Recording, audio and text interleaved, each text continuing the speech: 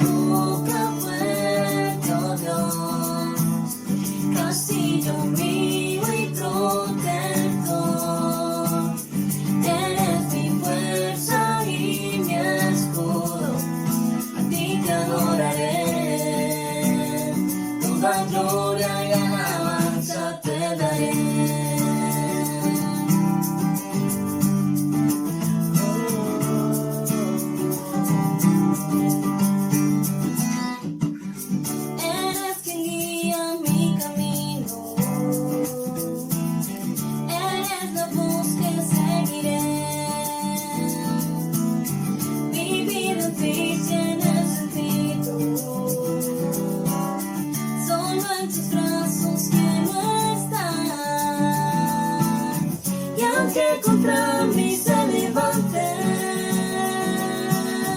yo sé, no prevalecerá. Sigo confiando en tu palabra, pues cielo quiero pasará. Eres mi roca fuerte, oh Dios, castillo mío y protector. Y mi escudo, a ti te adoraré, toda gloria y alabanza te daré, toda gloria y alabanza.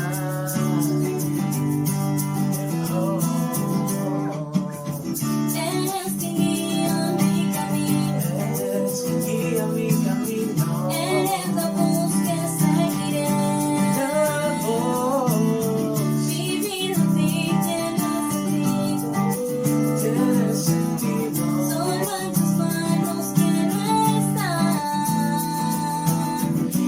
Que contra mí se levante, yo sé no prevalecerá.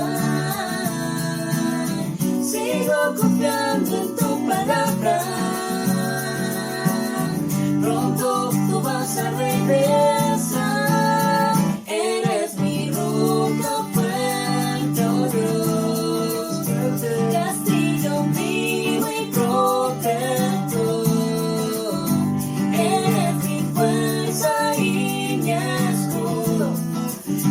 Te adoraré, toda gloria y alabanza te daré.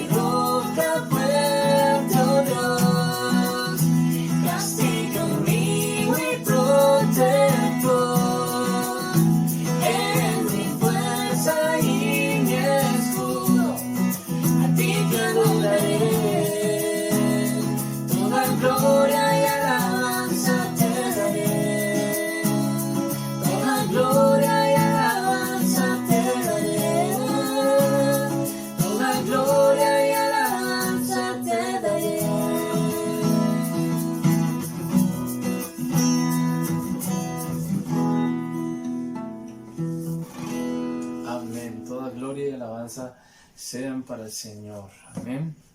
Vamos a cantar que nuestra esperanza está puesta en Él y Él es nuestro único refugio. Amén.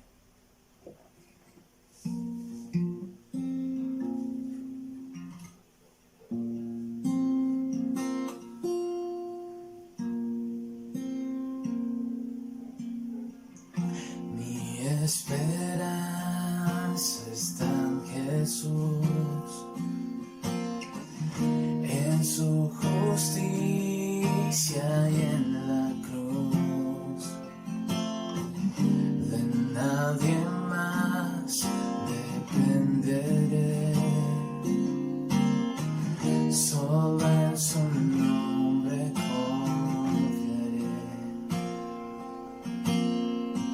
Mi esperanza. Mi esperanza está en Jesús,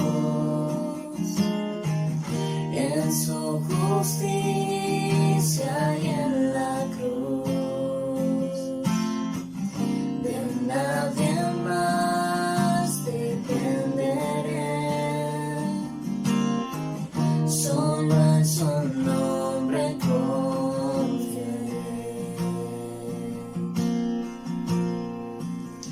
En Jesús fuerte soy, solo Él mi roca es, sobre la tempestad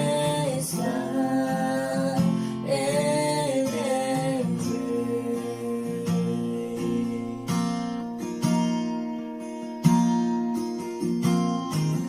Cuando no puedo ver su faz, sé que su gracia es siempre igual.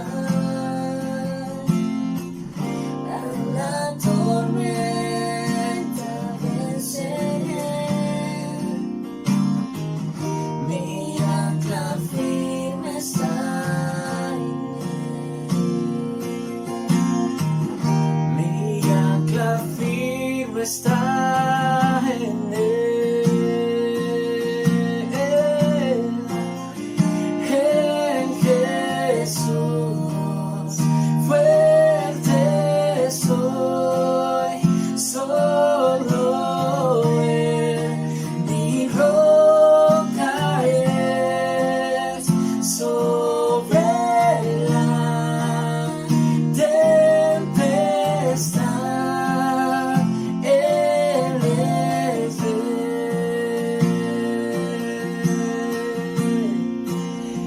En Jesús fuerte soy, solo Él mi roca es, sobre la tempestad Él es Rey.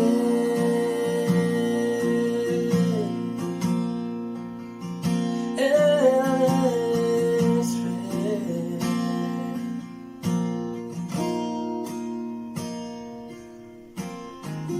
Un día Él regresará, en su presencia voy a estar,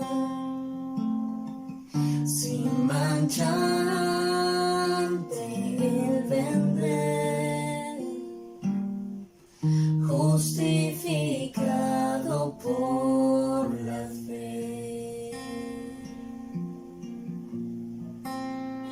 En Jesús fuerte soy, solo Él mi roca es, sobre la tempestad Él es Rey.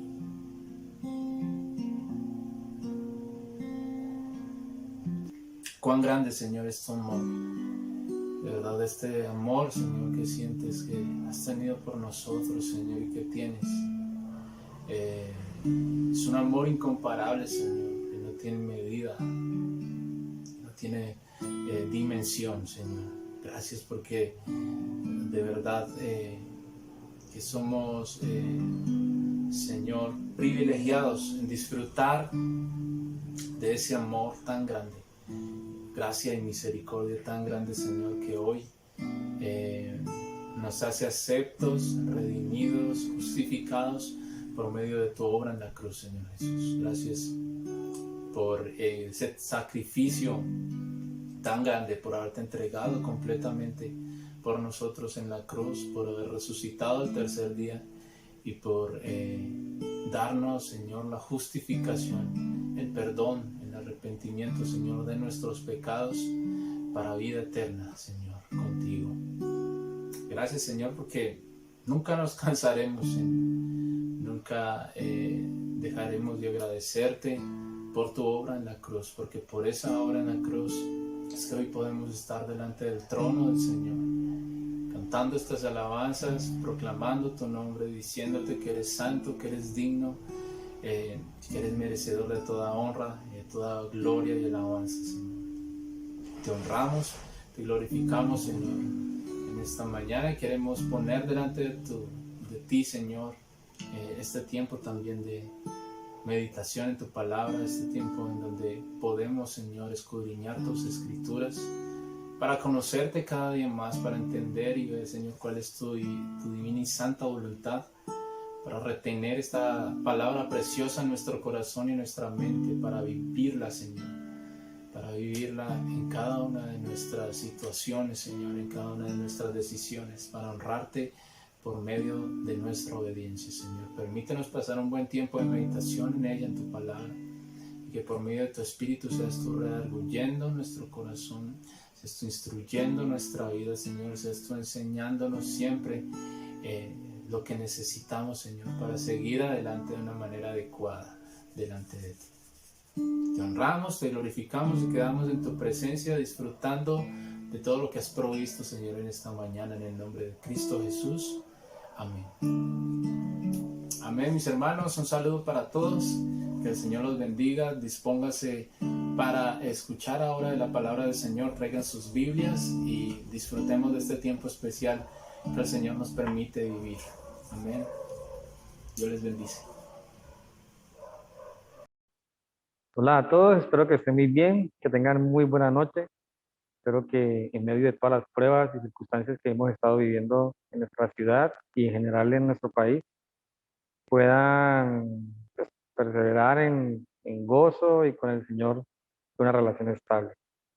El día de hoy seguiremos nuestros estudios basados en el Evangelio según San Juan y estaremos avanzando en el capítulo 6 a partir del verso 60 hasta el 71. Estaremos prácticamente terminando este capítulo. Y bueno, déjame orar para que podamos continuar y dámosle al Señor que nos dé sabiduría para entender tu palabra. Amado Dios, te damos gracias por este tiempo, por tu palabra, por tu bondad, Señor, por permitirnos en medio de las pruebas ver tu fidelidad. Te rogamos, Señor, que tu palabra nos llene, que nos dé sabiduría y entendimiento. Pedimos también por nuestra ciudad, por nuestro país, por el caos que hemos estado viviendo, para que traiga sabiduría al pueblo, Señor. Te pedimos por los que están en eminencia, para que tengan temor de ti, Dios. Pedimos por la corrupción, para que saques todo eso, Señor, y podamos tener un gobierno que nos permita vivir reposadamente, Dios. Te pedimos por las autoridades militares, por los manifestantes, para que cada uno pueda ejercer sus derechos y cumplir sus labores de una manera justa, sin excederse en la fuerza, sin actos de vandalismo. Por tu iglesia también, para que nos podamos levantar y ser útil en medio de todo lo que está experimentando nuestro país, para predicar, para orar, ayunar, para hacer luz en medio de tanta oscuridad. Pido por mis hermanos en la fe para que traigas gozo, paz en medio de todo y no permitas que el temor nos vaya a hacer desanimarse. Te rogamos todo en el nombre de Jesús. Amén. Ok, una vez más, buenas noches. Seguimos en el Evangelio según San Juan y quiero recordar un par de cosas. Primero que todo, Juan ha escrito para que nosotros creamos que Jesús es el Hijo de Dios y para que creyendo en su nombre tengamos vida eterna. Podríamos centrar o resumir de alguna manera lo que Juan quiere presentarnos con Juan 3:16, donde dice que de tal manera ha amado Dios al mundo que ha dado a su Hijo unigénito para que todo aquel que en él cree no se pierda, más tenga vida eterna. Entonces, creo que podemos centrarnos ahí. El deseo de Juan es ese. Él ha construido su evangelio alrededor de unos milagros, de unas señales que nos dan la evidencia de que efectivamente Jesús es el Hijo de Dios. No hay nadie como Él, no es un simple profeta, no es un simple maestro. Es Dios hecho hombre para nuestra redención. Y eso es lo que Juan desea.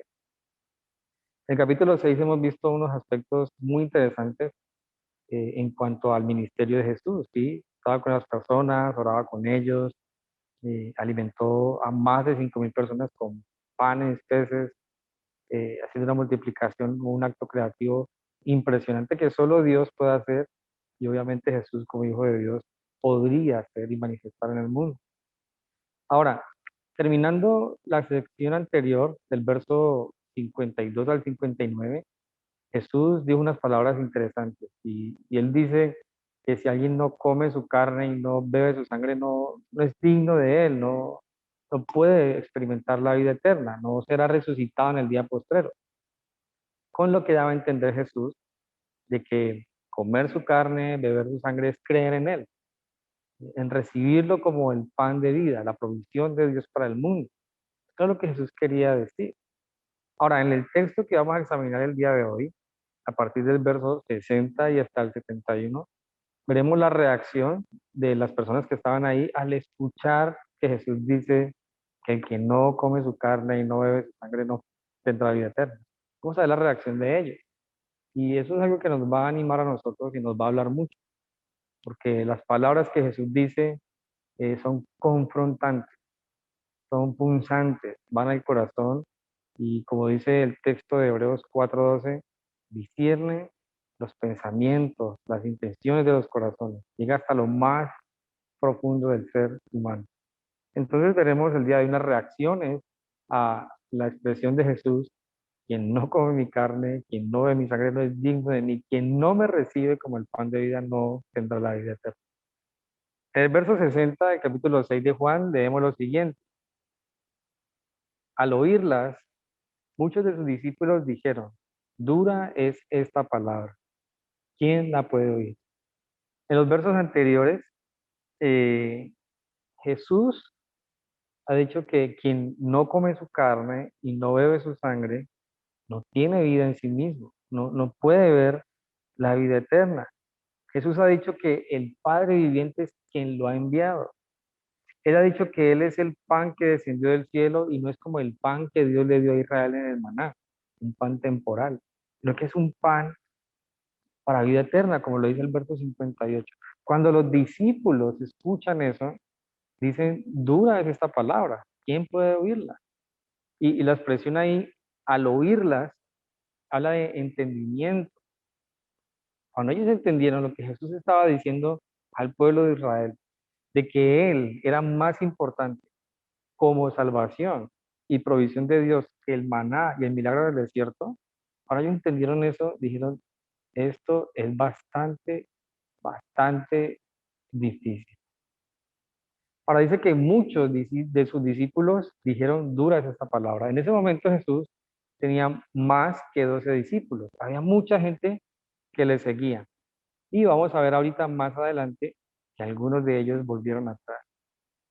La palabra dura es esta palabra. La expresión dura habla de algo muy riguroso, algo que puede examinar y calar en nuestra mente y confrontarnos con el pensamiento de vida versus lo que Dios dice, que yo creo y pienso acerca de algo. Mientras Israel pensaba que habían recibido el pan de vida en el maná, con el maná en el desierto, Jesús dice, yo soy una provisión superior al maná en el desierto. Wow, impresionante, los pone en un contexto donde ellos tienen que observar que lo que vivió Israel en el desierto es un simbolismo de lo que Dios iba a hacer más adelante para proveerle al mundo, para su salvación, y era enviar a su Hijo. Ellos piensan en esto, dicen, lo que dices es difícil. La expresión ahí, dura palabra, la expresión palabra es enseñanza, doctrina. Entonces, Jesús estaba dando doctrina a los que le estaban escuchando, a sus discípulos. Y esta doctrina es, la salvación viene por medio de mí. Ustedes no me reciben como el pan de vida, no va a tener vida eterna. Verso 58 habla de eso. Claro, es duro para ellos, porque ellos pensaban que el sistema religioso en el que vivían era el que los salvaba, que la provisión de Dios había sido únicamente la ley, el templo, sus rituales. Pero Jesús dice, hay algo superior a eso, que es lo que realmente puede dar vida eterna. No son los rituales, soy yo. Increíble. Y muchas personas hoy día creen que sus sistemas religiosos, que sus costumbres, que el ser buena persona es lo que salva. Pero Jesús nos dice, eso no es lo que salva. Algunas personas creen que el clímax en la vida o alcanzar la plenitud en la vida es realizarse uno mismo, tener conocimiento metafísico y todo ese tema. Pero Jesús dice, ninguna oración contemplativa, ninguna meditación que te lleve a controlar tus propios apetitos te puede salvar. Quien puede darte vida eterna soy yo. Tienes que creer en mí, recibirme como el pan de vida eterna. Claro, los discípulos dijeron, duro es esta palabra, rigurosa. Y así es, la palabra de Jesús es rigurosa, examina, pasa por fuego, confronta, discierne pensamientos, cuestiona costumbres. Muchos creyentes en la actualidad creen que por el activismo, por ser hijos de cristianos, de pastores, van a ser salvos. Sin embargo, tú no serás salvo por ir a una iglesia cristiana. Tú no serás salvo por leer la Biblia y tener muchas versiones de la misma. Tú puedes ser salvo si crees que Jesús es el Hijo de Dios, que tú eres un pecador y que Él, su sacrificio, te puede redimir. Tú puedes ser salvo de esa manera. Dura es esa palabra. Tal vez algunos creen que pensamientos humanistas son la salida para la libertad del hombre y alcanzar su plenitud espiritual, la gnosis. Sin embargo, Jesús es el Salvador. Por medio de él tenemos plenitud y eso es una palabra dura. Entonces, eh, por eso ellos dicen, ¿quién puede oír esto? Un comentarista, Barclay, dice lo siguiente, no es de extrañarse que los discípulos consideraron duro el discurso de Jesús. La palabra griega es escleros, que no significa difícil de entender, sino difícil de aceptar. Y eso era lo que estaba sucediendo ahí. Jesús había dado unas verdades, ha dicho unas cosas que interpretan sucesos del Antiguo Testamento, que eran un simbolismo para el ministerio de Jesús, como el maná en el desierto, y no era que eso no se pudiera entender, la realidad de lo que estaba pasando, que para ellos era difícil de aceptar. ¿Cómo así? Jesús es superior y mejor provisión que el maná en el desierto que sustentaba al pueblo de Israel milagrosamente. Jesús es superior a eso. Es de mayor calidad cuando el maná vino del cielo. La verdad era que sí. Y aceptar para los judíos que estaban escuchando esa verdad era un poco loco para ellos.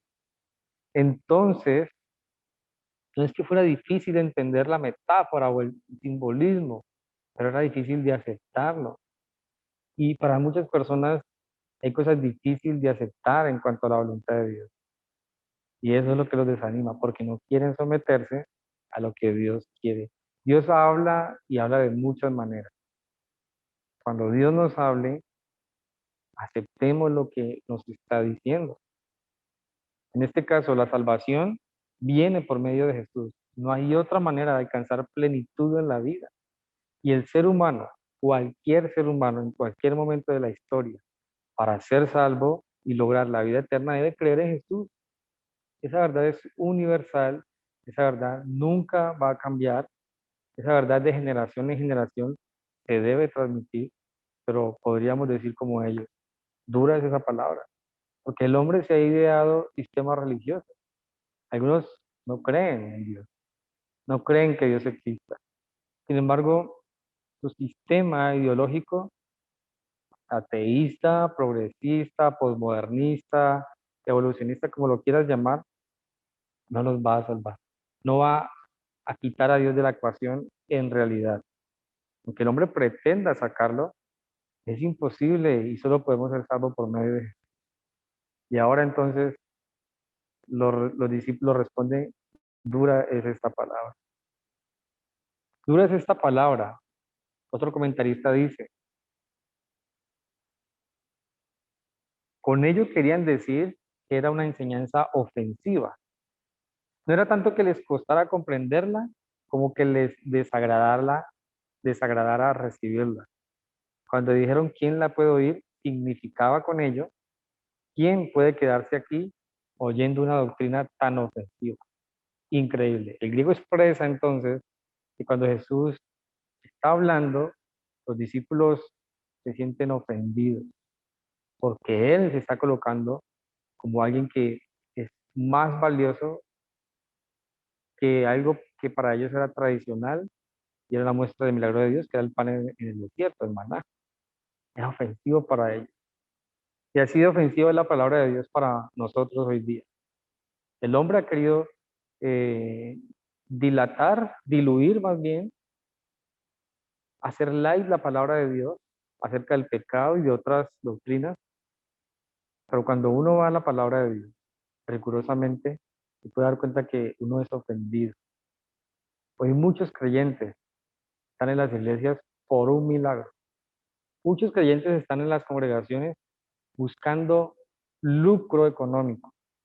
Déjame decirte algo, si esa es tu intención, tú no verás la vida eterna, porque el propósito de la congregación no es buscar objetivos personales.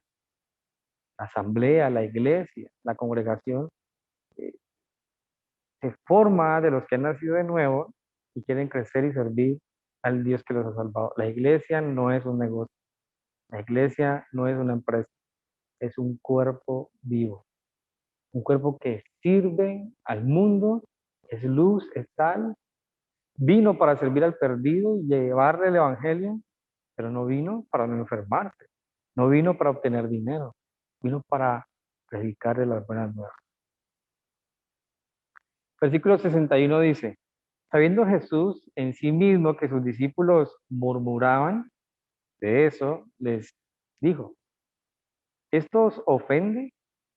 Entonces, lo que está en el verso 60 ocurre en la mente, ocurre en voz baja, pero Jesús se da cuenta porque Él es Dios.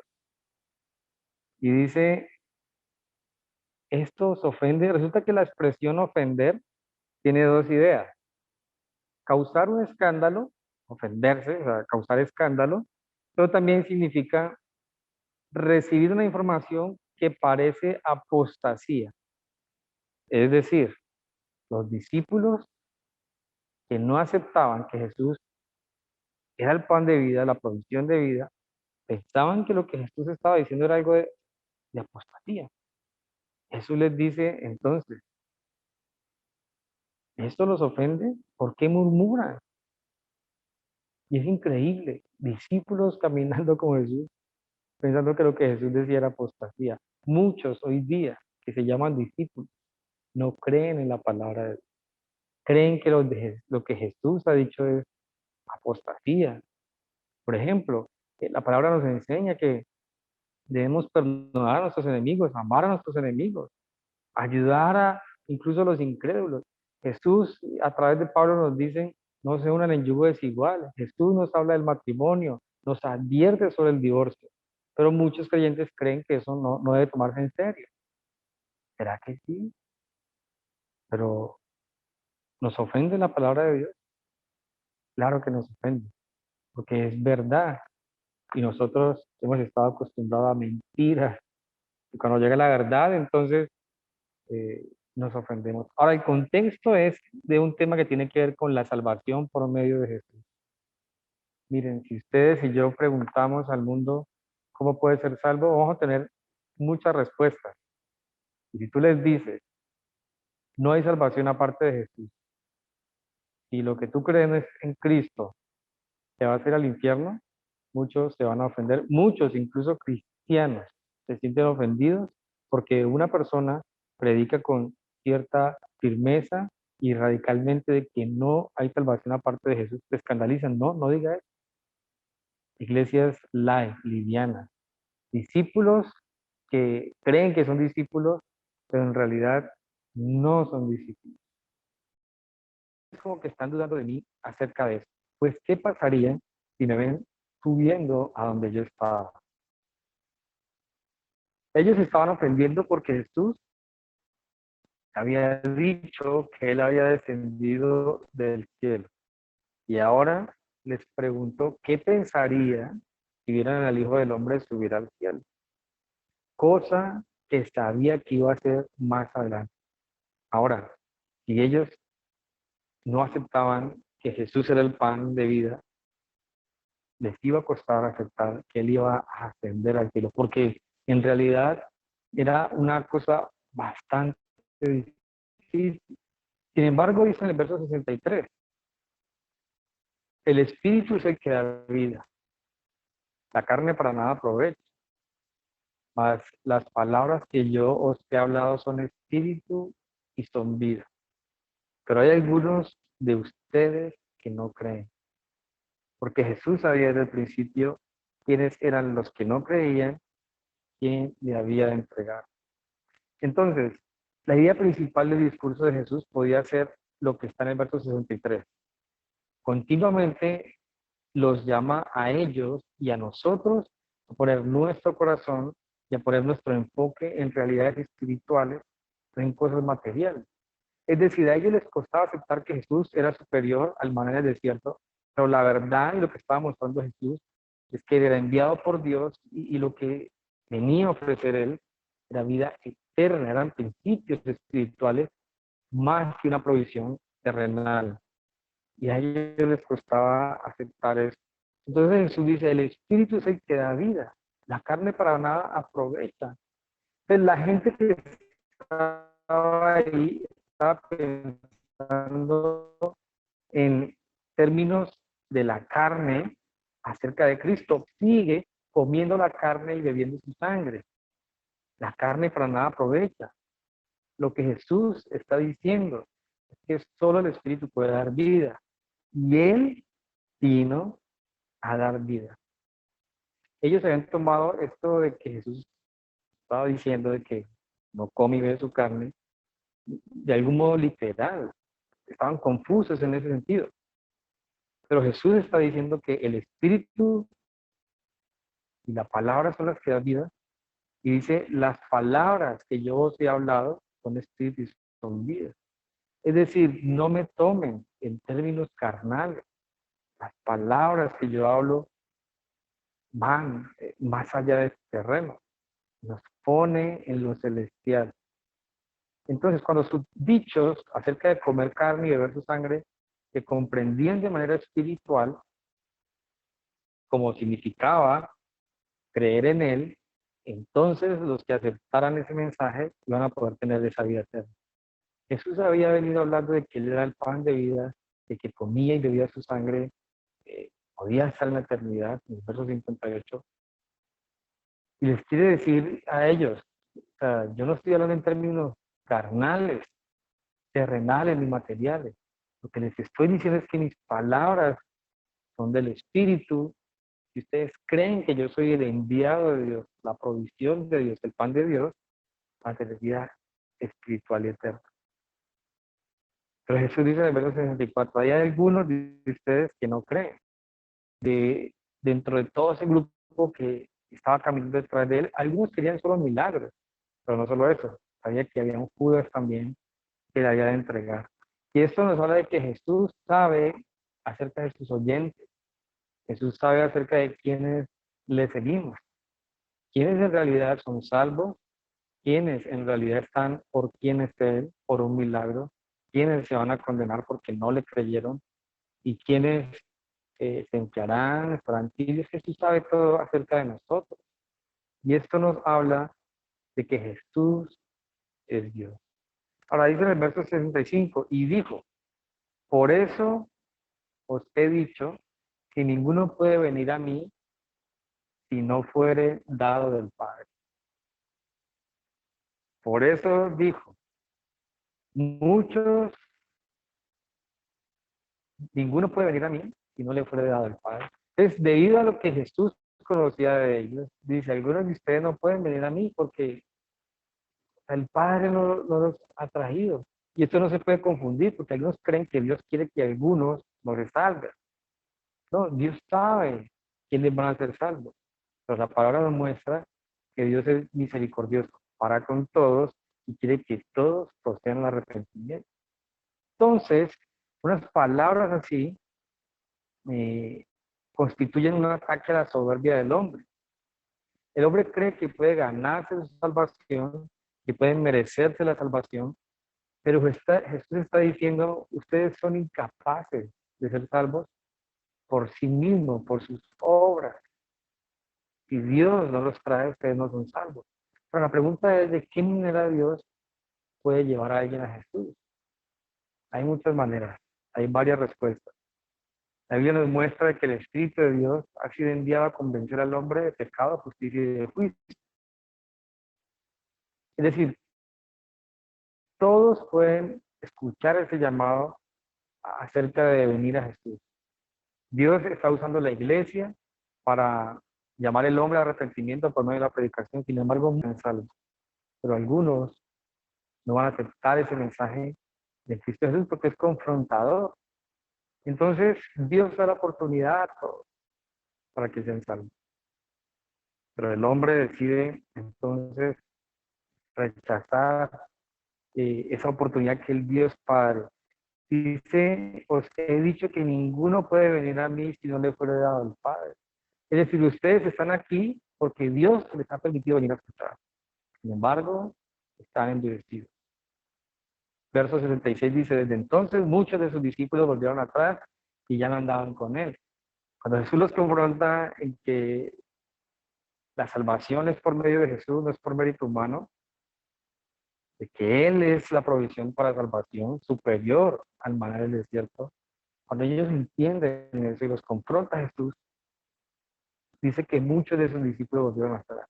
Entonces, había más que los 12, había mucha gente, pero no todos tenían entonces el deseo de perseverar en Jesús, sino que buscaban cosas particulares.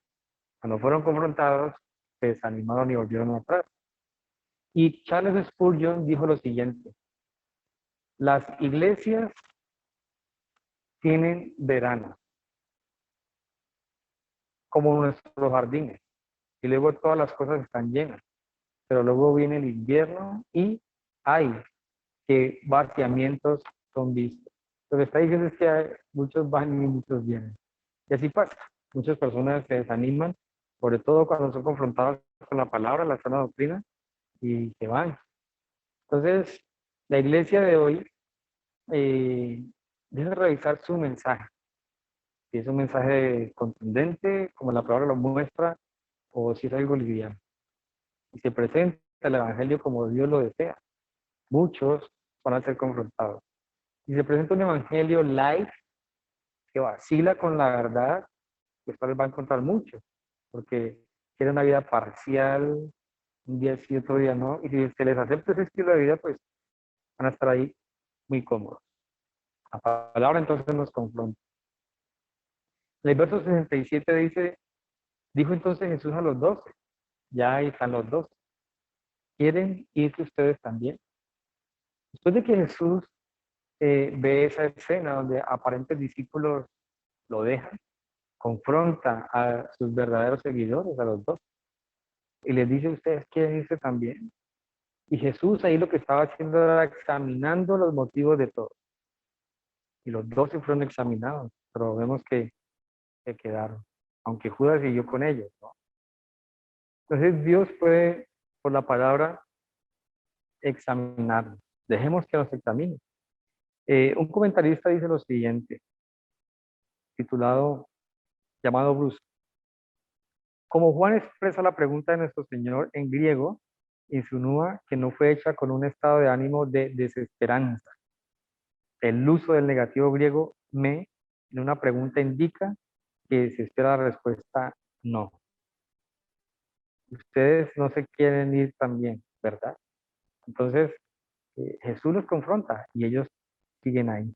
En el verso 68, entonces, después de que Jesús confronta a los discípulos, Pedro responde, ¿a quién iremos? Tú tienes palabras de vida eterna. Hablando de los 12 y en representación de los mismos, el apóstol Pedro dice, ¿a quién voy a ir? Y noten las declaraciones de Pedro. Primero, Señor. Pedro reconoce a Jesús como Señor. Segundo, Pedro reconoce a Jesús como la única alternativa del hombre para su vida. ¿A quién iremos? Entonces, cuando tú reconoces a Jesús como tu Señor y lo haces de una manera genuina, puedes decir, no tengo otra alternativa y a quién voy a ir. Pero si tú no reconoces a Jesús como Señor, sino que estás siguiéndole por intereses propios, perderás de vista el sentido de tu vida y puedes vacilar más adelante. Jesús también, con la pregunta y lo que ha venido hablando, provoca unas verdades que surgen de la boca de Pedro. Y es que reconoce el valor de las cosas espirituales más que las terrenales. Pedro dice, tú tienes palabras de vida eterna. Tres cosas. Pedro reconoce a Jesús como Señor, Pedro reconoce a Jesús como la única alternativa de vida, pero reconoce que Jesús es el único que puede dar vida eterna. Tú tienes palabras de vida. Si una persona reconoce a Jesús como Señor de manera sincera, no tiene otra alternativa que rendirse a Él y no tiene otra alternativa que disfrutar de la palabra de Dios. Al hacer eso, entonces, tendrá la vida eterna. Se puede experimentar desde acá. El gozo, la paz que Cristo da es incomparable con lo que el mundo puede ofrecer. Y nota lo que dice el verso 69. Y nosotros hemos creído que tú eres el Cristo, el Hijo del Dios viviente. Pedro reconoce a Jesús como el único Salvador y como la única alternativa fidedigna para que el hombre pueda ser salvo. La única y máxima revelación de salvación. Tú eres el Cristo, el Hijo del Dios viviente. Juan nos muestra entonces que los discípulos reconocieron que Jesús era el Hijo de Dios y le siguieron por quién era Él. ¿Quién es Jesús para ti? ¿Quién es Jesús para ti? Jesús respondió, ¿no os he escogido yo a vosotros los 12 y uno de vosotros es diablo? A pesar de todo, Jesús muestra que sabía que había alguno que le iba a entregar. Y eso nos habla de que, tristemente, algunos de los que hemos caminado juntos, tal vez alguien va a renunciar a su fe y la motivación final de estar en Cristo en las iglesias no es sana. Cuida la motivación de tu corazón para seguir a Jesús. Hablaba de Judas Iscariote, hijo de Simón, porque este era el que le iba a entregar y era uno de los dos. Quiero concluir de la siguiente manera. No debemos conformarnos o pretender seguir a Jesús por los milagros que Él puede manifestar y puede hacer. Quien hace eso será confrontado duramente con la pregunta, ¿por qué me sigues? Debemos seguir a Jesús por quién es Él, porque Él es el Hijo de Dios. Solo en su nombre tenemos salvación. Solo en Jesús tenemos palabras de vida eterna. ¿Por qué deberíamos entonces seguir a Jesús? ¿Por qué tú sigues a Jesús? ¿Por qué el mundo debería creer en Jesús? Cree en la iglesia de Cristo, que Jesús es el Señor. Todos los creyentes que vemos en las congregaciones creen que Jesús es el Salvador. Señor, te damos gracias por tu palabra, Dios. Te pedimos que nos guardes, que nos guíes, Señor.